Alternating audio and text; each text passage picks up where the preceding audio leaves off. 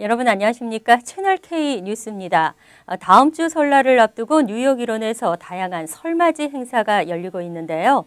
오늘은 플러싱 189 중학교가 세계 문화 축제를 열었습니다. 다양한 국적의 학생들이 서로 다른 나라의 문화를 보고 배울 수 있는 좋은 기회였습니다. 박민기 기자가 다녀왔습니다. 한 여성이 북을 치며 흥겹게 춤을 추고 있습니다. 여성의 손놀림이 빨라질수록 관객들은 화려함에 빠져들고 이내 박수갈채를 보냅니다. 다음 무대에선 앳돼 보이는 여중생들이 한껏 치장을 하고 신나는 K-팝에 맞춰 춤을 추고 있습니다. 긴장한 듯 약간은 굳은 표정이지만 실수 없이 안무를 소화해냅니다.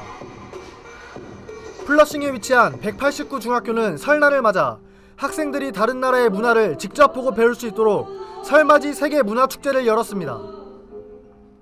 최윤희 뉴욕 한인학부모협회 공동회장은 설날이라고 해서 대한민국의 전통만 뽐내는 것이 아니라 다른 나라의 전통 문화도 직접 볼 수 있게 꾸며져 있어 더욱 뜻깊은 축제가 될 것이라고 강조했습니다.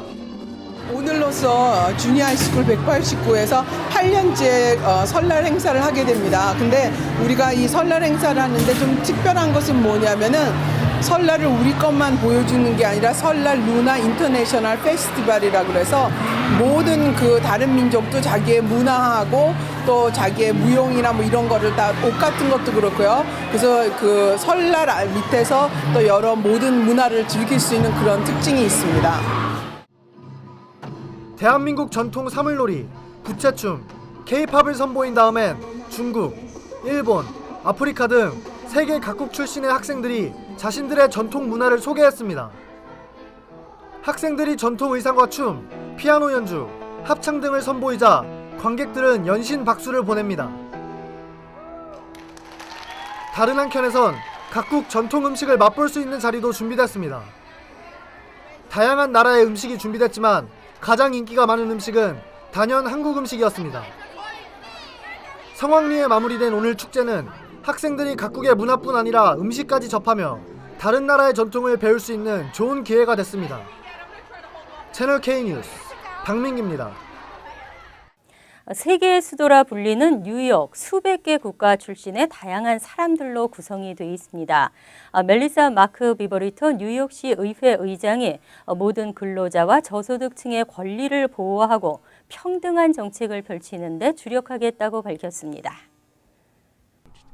멜리사 마크 비버리터 뉴욕시 의회 의장은 어제 열린 첫 신년 연설에서 리프트 에브리 보이스라는 구호를 내세우며 소수계나 소외 계층 등을 포함한 뉴욕시 모든 주민들의 의견이 충분히 반영된 정책을 펼치겠다고 약속했습니다. 특히 인권이나 근로자의 권리가 보호될 수 있도록 하겠다고 강조했습니다.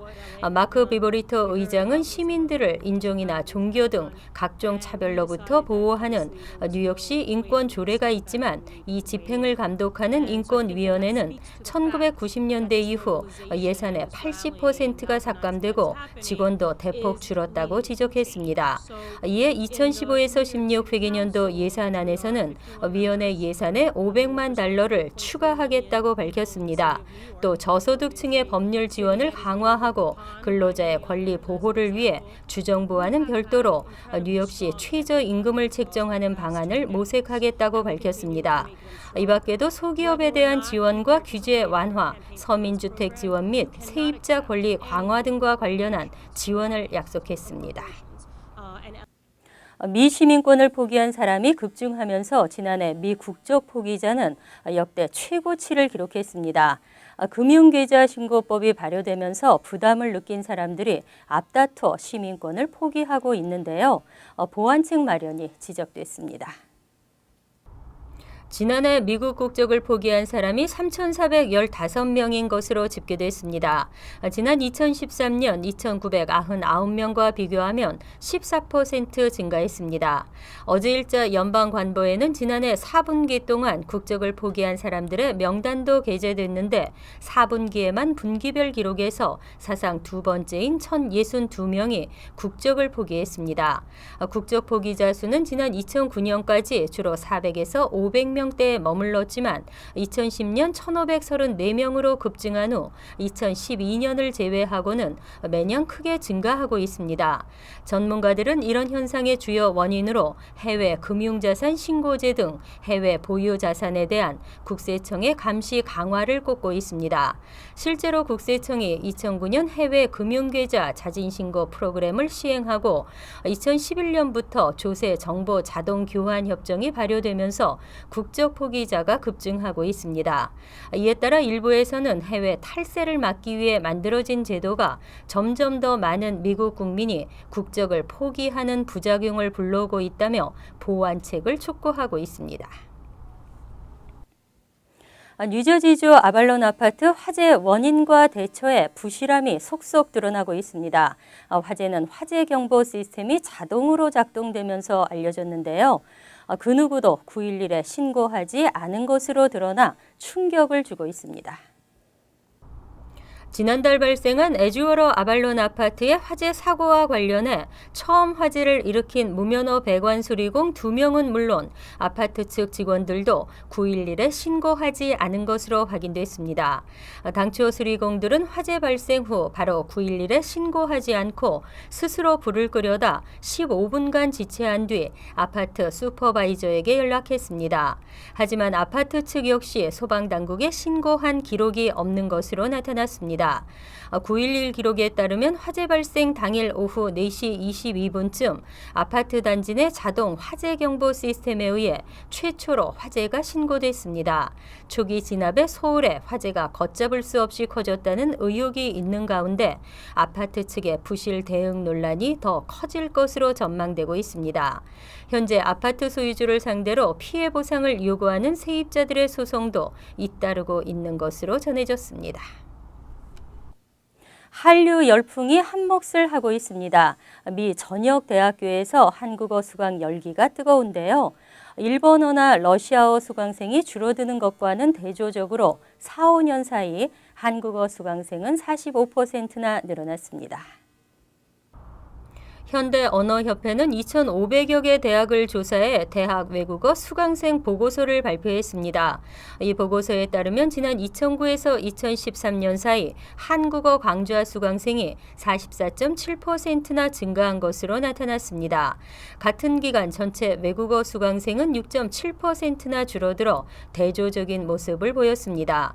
대학생들이 많이 듣는 상위 15개 외국어 강좌 가운데 수강생이 늘어난 언어는 한국어 외에 포르투갈어가 10.1%, 중국어가 2% 정도 늘었습니다. 스페인어는 8.1% 감소했고 일본어 역시 7.8%, 아랍어 7.5%, 러시아어 17.8% 감소했습니다. 하지만 2013년 기준 한국어 강좌 수강생은 12,229명으로 지난 2002년의 5,211명과 비교하면 11년 동안 135%나 증가했습니다. 이와 같은 대학가의 한국어 수강 열기는 타민족 학생들이 이끌고 있는 것으로 나타났습니다. 최근 K-팝과 드라마 등을 중심으로 한류 열풍이 일면서 젊은 학생들 사이에 한국에 대한 관심이 높아진 것으로 분석되고 있습니다. 뉴욕시 공립학교의 아침 급식은 무료지만 이용하는 학생들은 오히려 줄고 있습니다. 일각에서는 경제적 손실을 거론하고 나섰지만 교실에서 아침 급식을 먹을 수 있다면 더 많은 학생들이 이용할 수 있다는 의견이 나왔습니다. 비영리재단 푸드 리서치 앤 액션 센터는 전국의 아침 무료 급식 현황을 조사했습니다. 그 결과 뉴욕시에서는 2013에서 14학년도 아침 무료 급식을 먹은 학생이 18만 6,295명으로 집계됐습니다. 2012에서 13학년도와 비교해 6천여 명이 줄어들었습니다. 이와 관련해 연방정부의 지원으로 운영되는 무료 아침 급식이 연 1억 달러의 경제적 손실을 가져오고 있다는 지적이 나오고 있습니다. 하지만 빌 드블라지오 행정부는 더 많은 학생들이 무려 아침 급식을 먹을 수 있도록 교실에서 아침 급식을 제공하자는 안건을 지지하고 있습니다. 게다가 시교육국도 9월까지 이 안건을 추진하고 있어 학생들의 무료 아침 급식 참여율이 높아질지 귀추가 주목되고 있습니다. 이에 대해 맨해튼의 MS 382 학교 교장은 전체적인 학생들이 줄었을지 모르지만 아침에 인스턴트 식품 등을 사 먹던 아이들이 이제는 좀 더 건강한 아침을 맞이하고 있다고 말했습니다. 또 교실 안에서 급식을 먹을 수 있도록 바뀐다면 참여율이 분명 늘어날 것이라고 덧붙였습니다. 뉴저지 한인회가 차기 회장 후보자 찾기에 실패하면서 현 회장 직무대행이 회장 후보를 추천하기로 했습니다. 또 공탁금의 감면도 고려하고 있습니다. 뉴저지 한인회에 따르면 등록 마감 시한인 어제 오후 3시까지 단 한 명의 후보도 등록하지 않은 것으로 나타났습니다. 한인회는 지난해 10월부터 제27대 회장 찾기에 나섰지만 세 차례 선거 공고에도 불구하고 후보자 찾기에 실패했습니다. 유강훈 회장 직무대행은 선거 세칙에 따라 더 이상 선거 공고를 내지 않고 직무대행이 차기 회장 후보를 추천하게 될 것이라고 밝혔습니다. 이어 후보자가 선거관리위원회의 인준을 받으면 차기 회장에 당선된다고 밝혔습니다. 유 회장은 후보 선정에 한인회 전직 회장들의 자문을 받을 것이라며 다음 주쯤 전직 회장들과의 모임을 열 계획이라고 덧붙였습니다. 한편 공탁금 문제에 대해서는 선거 세칙에 따라 만약 대행이 추천한 후보자가 요청할 경우 $30,000로 규정된 공탁금 감면을 고려할 수 있다고 밝혔습니다. 하지만 감면은 선관위의 승인을 거친 뒤 이사회에서 최종 통과돼야 가능하다고 설명했습니다.